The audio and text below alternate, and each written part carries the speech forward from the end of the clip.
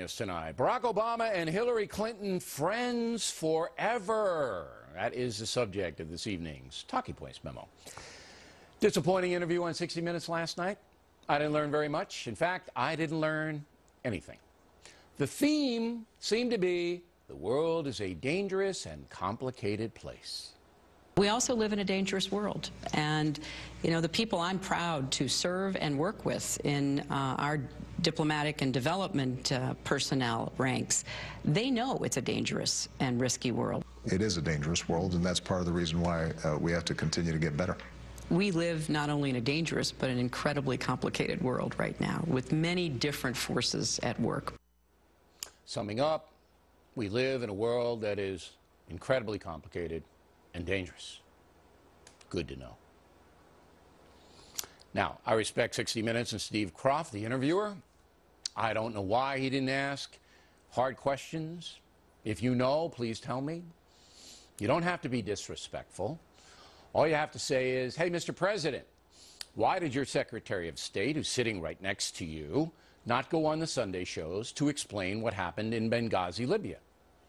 Why did you send the UN ambassador to do that when Susan Rice obviously didn't know anything about it? That's a respectful question, is it not? Here's another one. Mrs. Clinton, when did you learn about the assassination of Libyan Ambassador Christopher Stevens? And why didn't you hold a press conference when the intelligence community told you it was a terrorist attack? Not a complicated question, is it? Just those two questions could have enlightened the American public about the Libyan disaster. But you know what? I don't think Steve Kroft even cares about Libya. And most other national media don't care either. So the bottom line is, we, the people, are not going to be told what happened over there. President and Secretary Clinton are not going to answer any questions about it, are not going to be forthcoming, and we can't make them. It's partially our fault, because we, the people, don't much care either. If we did care, would have been a big campaign issue, but it wasn't. Mitt Romney wouldn't even concentrate on it during the foreign policy debate. The truth is, the assassination of the ambassador and 3 other Americans by terrorists in Libya has not engaged the American people. President and Hillary Clinton know that. They also know that the national media adores them. And that's a fact. And that's the memo. Now, for the top story tonight, there is no question the 60 Minutes interview was a big win for President Obama and Secretary Clinton. They got very good PR out of it. Joining us now from Washington, Fox News senior political analyst Brit Hume. Now, yesterday, you told Chris Wallace that you think Hillary Clinton should not be described as a great Secretary of State. Why? Well, first of all, it's not easy to be a great Secretary of State. Foreign policy is the province, really, of the President. The Secretary of State is the person who is his emissary and is expected to direct the diplomats to carry it out. So that's point one. Point two is that she has worked very hard. She's traveled all over the place, set some record, 112 countries. But the list of achievements that can be attributed to her is not long, and it's not major. I mean, how well has the reset with Russia worked out, which she was very much involved in starting? How are things between Arabs and Israelis? Closer to peace than before? How about Iran, North Korea, their nuclear weapons programs? Have they been retarded, held back, halted? No, I don't think so. So you look around for a Clinton doctrine. Has she articulated as a kind of a foreign policy intellectual, a new way of thinking, a comprehensive doctrine for foreign policy, or a doctrine with regard to any particular region? I would say not. And what about major treaties? Has she engaged in negotiations that led to the signing of major treaties, or any major treaty? The answer to all those questions appears to be no. And these are the kinds of things that might put you in the category of a great Secretary of State. I'm not saying she hasn't tried hard. She's certainly worked hard. She's behaved with dignity, with a certain grace, and all of that. No big blunders in the sense of blurting out the wrong thing in the wrong place. Does her homework. But great? I don't think great. Now, you just whipped off a litany of stuff, and you left out the Arab Spring, which is developing into a debacle. Syria, another debacle. Why didn't Steve Kroft ask those questions to say, you had Secretary of State and President Clinton right there, and could have just done a laundry list of, hey, look at this, look at that, Afghanistan not really going our way now, but he didn't ask any of that.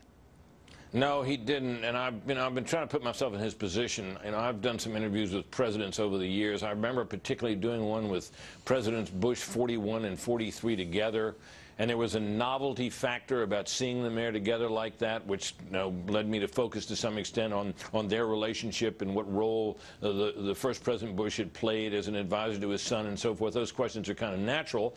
There was some novelty to this interview, too. It was very unusual. Kroft remarked upon that. But the whole interview seemed devoted sort of to their relationship. And guess what? They have according to them, a great relationship. But why is that newsworthy? Why is I'm not saying it is. I'm just saying. Okay, but we both know Kroft. It's one thing to devote part of an interview to that.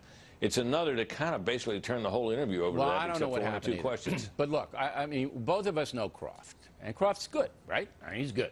He's been.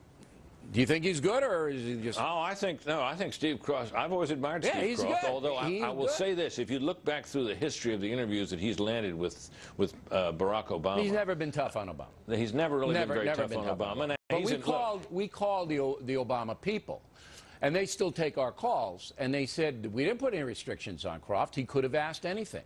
We said he had 30 minutes.